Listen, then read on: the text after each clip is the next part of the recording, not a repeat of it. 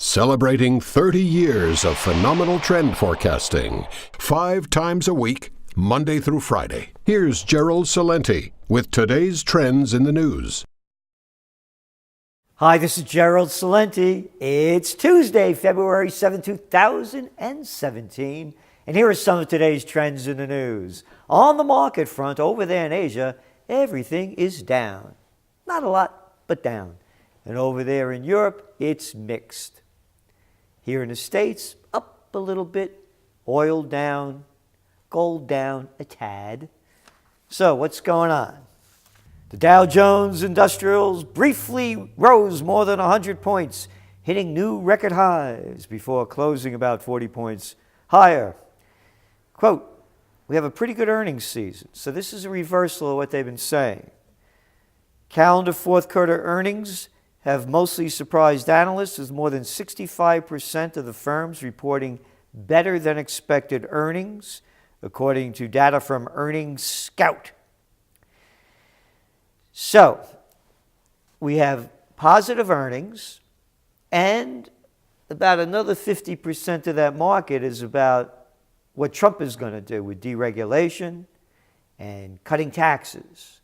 So we still have that positive energy flowing, but you know, if he plays that Trump card, that wild card, it could bring him down, and the markets are set up, as many people are saying, for a correction.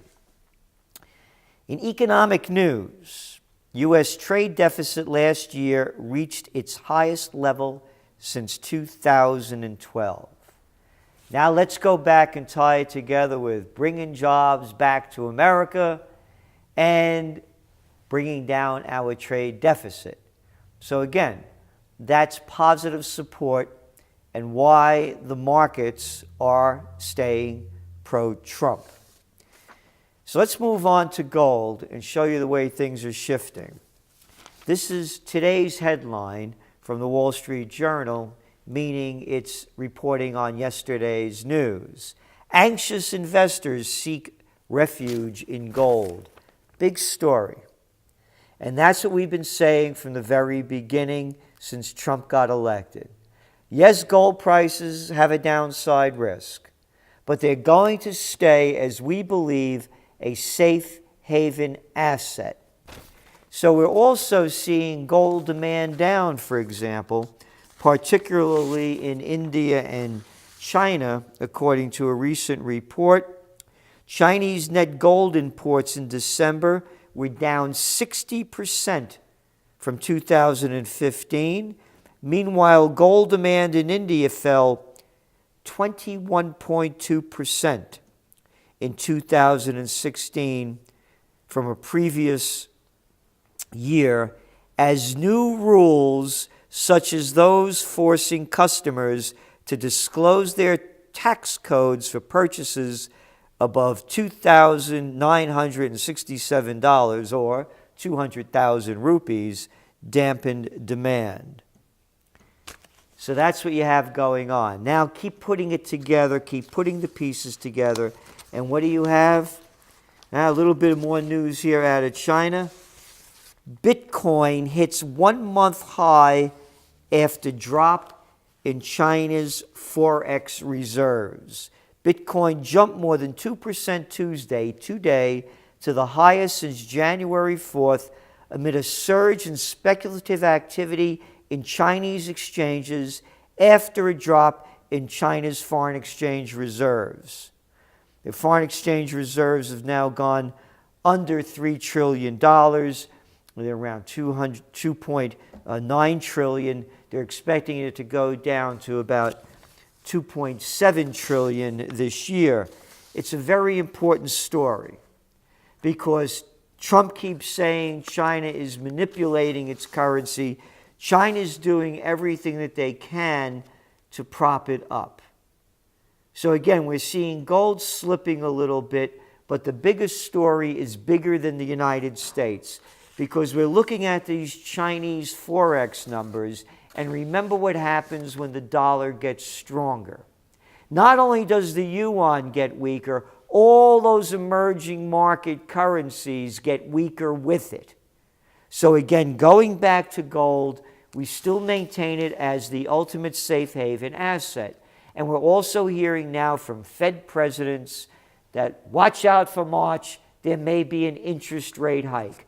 The other important element about an interest rate hike that's not being talked about on the larger scale, hey, when interest rates go up and you got to pay back that $20 trillion national debt, you're paying it back with higher interest rates.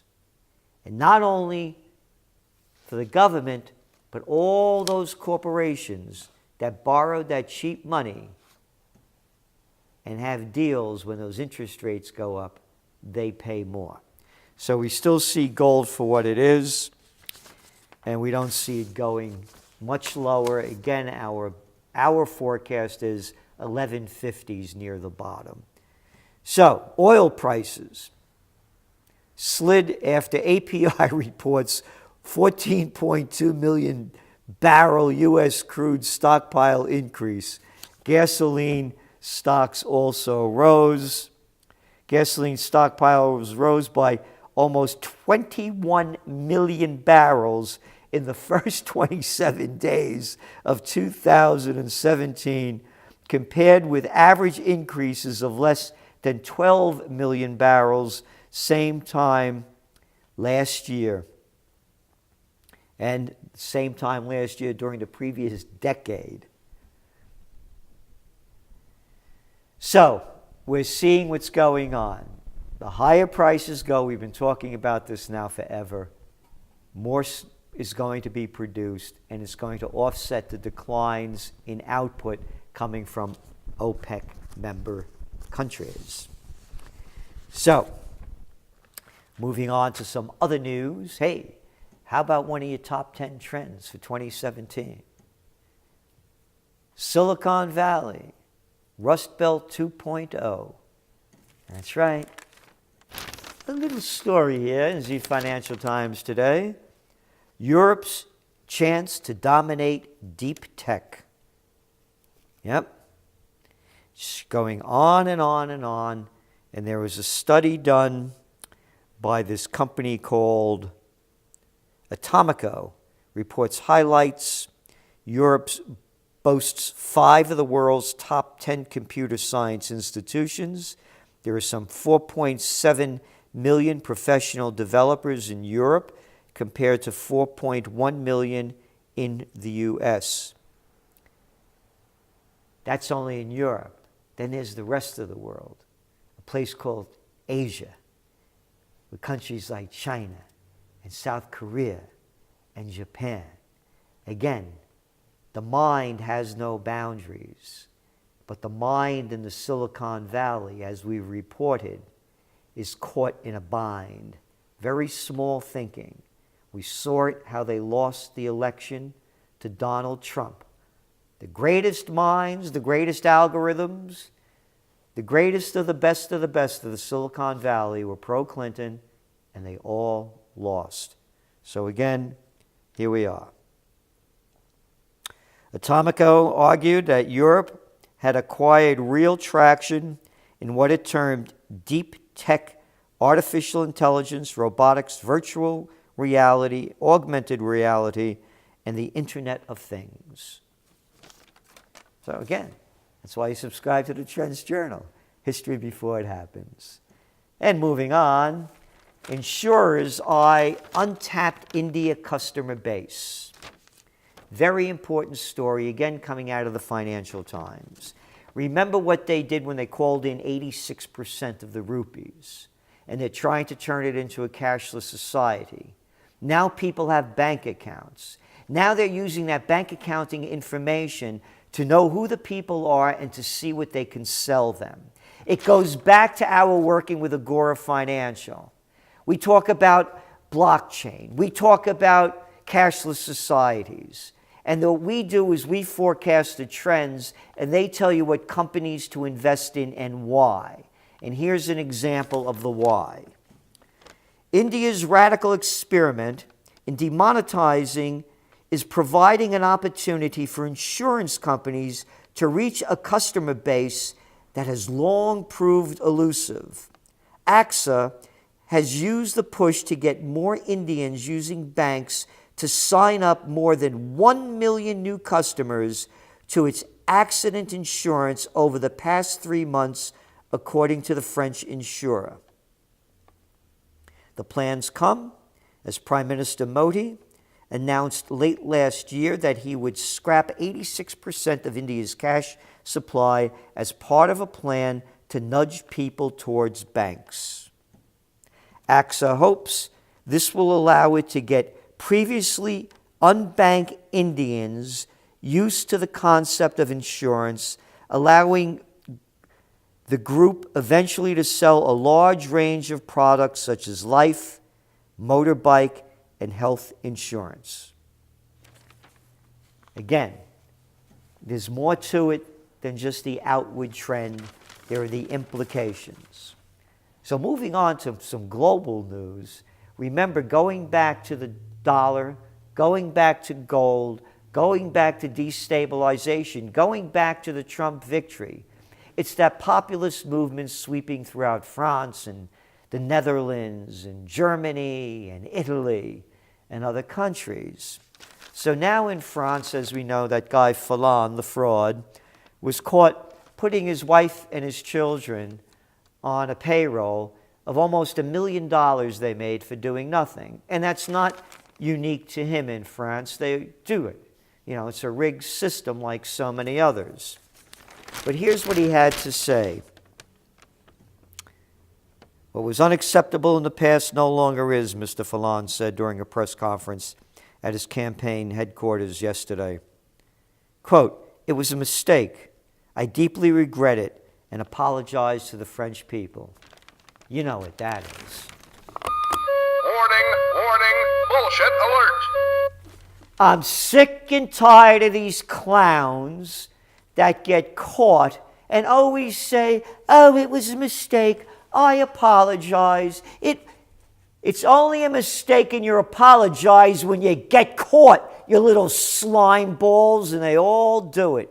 Except, of course, the sociopaths that declare war, and it's never a mistake, like your Obama and your Bush and your Clintons. It's never a mistake. When you're a sociopath like Hillary Clinton, we came, we saw, he died, hee, as she says when they tell her how did she feel when she found out Muammar Gaddafi was murdered, brutalized, sodomized with knives. Yeah, so anyway, the clowns that want to keep running, they apologize for it.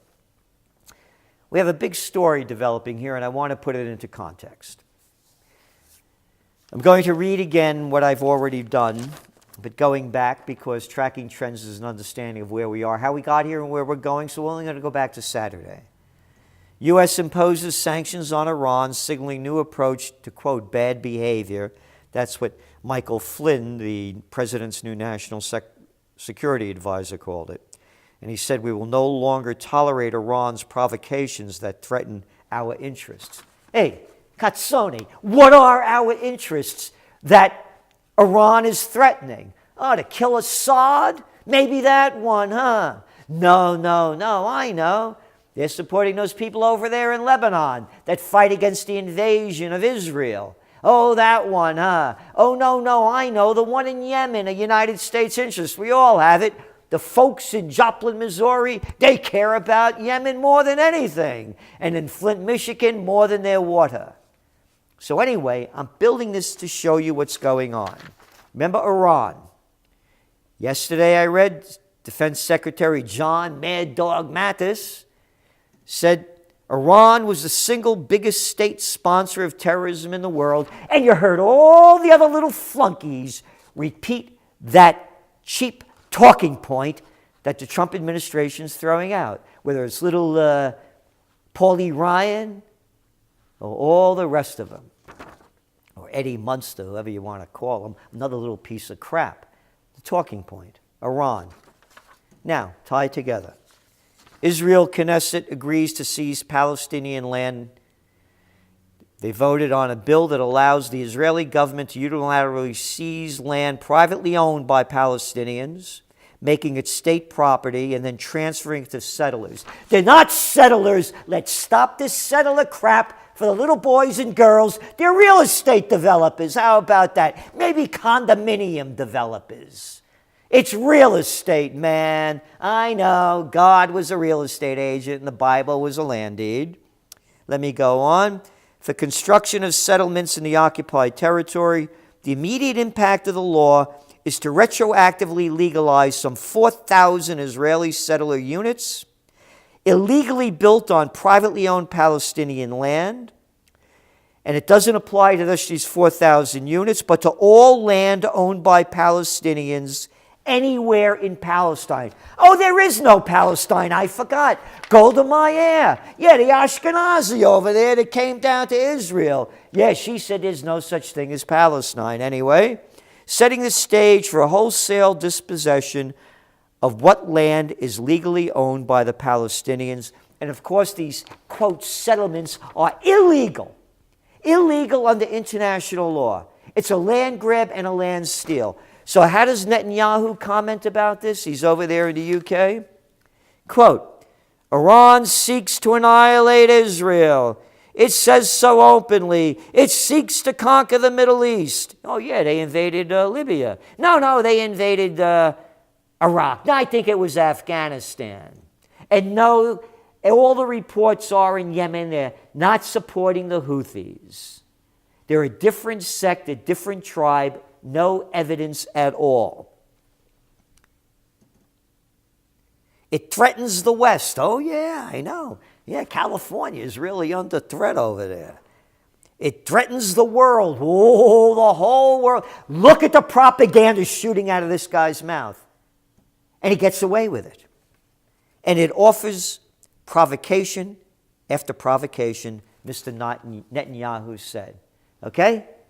Let's tie the anti-Iranian deal together. Trump, Israel, settlers, get your mind off the other issues as we steal land and blame it on the Iranians. Remember, we're moving toward war if they continue in this direction. But it's your choice. You either could occupy peace or go to war. This is Gerald Celente, and that's some of today's trends in the news.